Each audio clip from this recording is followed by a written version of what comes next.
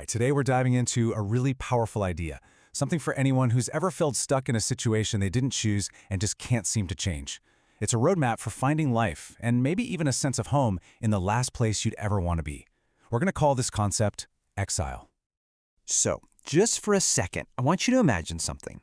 Picture being ripped away from your home, your friends, everything you know, and being sent somewhere totally foreign.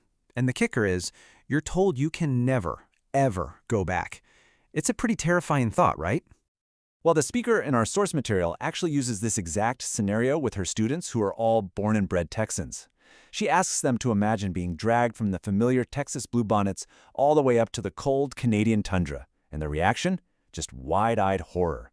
They ask, "And we can never come back?" Nope, never. All of a sudden, this ancient abstract idea feels incredibly real and personal. But here's the thing. Exile isn't just about a physical location. It's really a metaphor for any part of our lives where we feel stuck against our will.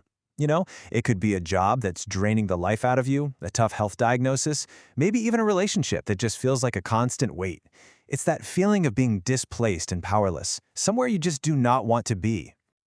Now this is where it gets really fascinating. Let's look at some ancient advice for people in this exact spot. The prophet Jeremiah comes to his people who are in exile, and he drops an absolute bombshell.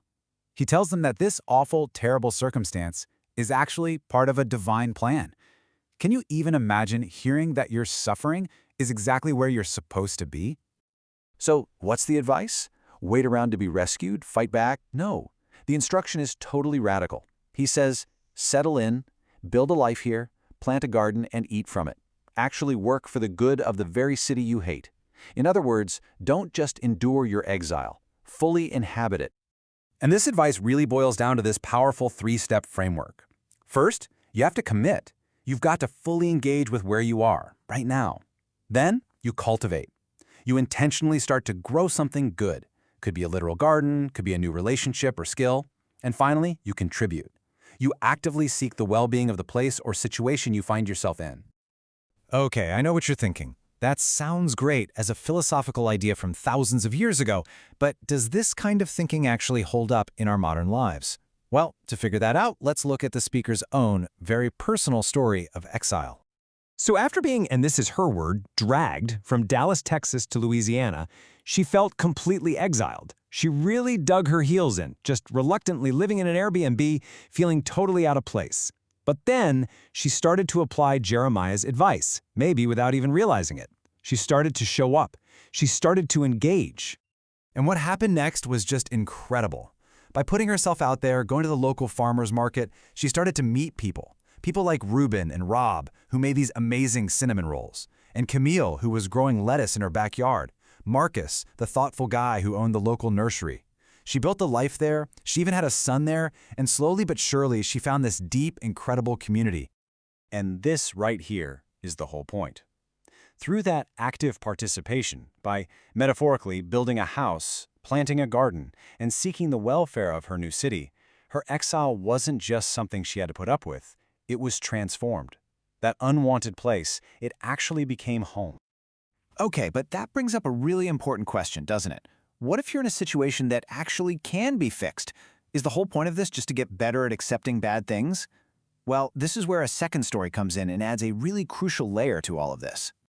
So let's turn to a story from the Gospel of Luke. It's about 10 lepers, and these guys were in the ultimate exile, not just physically sick, but completely cut off from society. They cry out for healing, for relief, for their terrible circumstances to finally end. And amazingly, their request is granted. Jesus heals them, all 10 of them. Their exile is over, just like that. They're physically free to go back to their families, back to their old lives. It's a complete rescue. But that's not where the story ends. And what happens next is the whole key. 9 of them, 90%, they just take their healing and run. And who can blame them, right? But one of them, just one, stops. He turns around. He comes back to acknowledge where his healing came from. This totally reframes what we think of as gratitude. See, it's not just a passive feeling of being thankful for something good that happened. It's an action. It's the active posture of returning, of paying attention, of acknowledging the source of goodness, even when you're still in the middle of a hard thing. So here's how these two stories click together. Jeremiah tells us what to do in our exile: build, plant, contribute. But the story of the leper tells us how to be, with a posture of gratitude, of always returning to give thanks. It turns out that true freedom isn't just about your circumstances changing, it's about your heart changing. Okay, so let's bring all this home. What does this ancient wisdom actually mean for you, today, in whatever situation you find yourself in? Well, the first step is just to identify it. What's your Canada? Is it a job that feels like a total dead end? A health challenge that seems completely overwhelming? A personal struggle that just feels like this impossible burden? Just naming it, that's the first step. So what can you actually do about it? Well, this wisdom points to a three-step path. First, you have to acknowledge the reality of it. Don't pretend it doesn't hurt. Let yourself feel the grief. Second, ask. Ask for help, for healing, for some kind of redemption inside the situation. And third, notice. Start actively looking for the gifts, for the good stuff, for the cinnamon roll brothers in your own life. And this quote just nails it. The circumstances might be completely beyond our control, but we can have the courage to look honestly at the conditions we're in, and from that real, honest place, ask where we're being led next. So we'll leave you with this question to chew on. This isn't about pretending a bad situation is good. It's about realizing that even inside a really difficult reality, we have tools for transformation. And maybe, just maybe, the most powerful tool we have is the simple, active practice of gratitude. The one thing that might just be able to turn your exile into home.